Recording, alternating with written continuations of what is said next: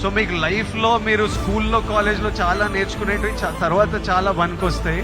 ఇప్పుడు కాశ్మీర్లో ఇట్లాంటివి అవుతున్నాయి కదా, దానికి కూడా సొల్యూషను ఆ కొడుకులకి ప్రాపర్గా ఎడ్యుకేషన్ ఇప్పించి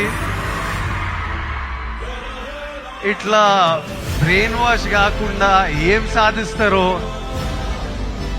నేను చెప్తున్నా. Kashmir ఇండియాదే, Kashmiris మనోలే.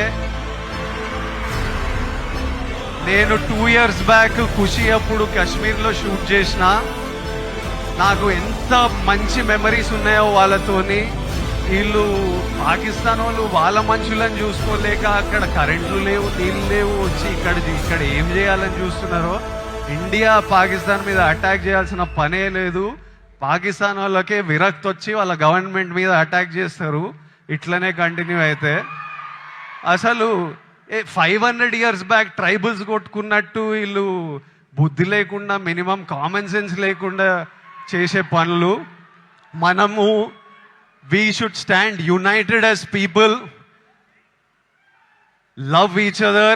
India, we will, as people, we need to always move forward, stay united. Education is super key.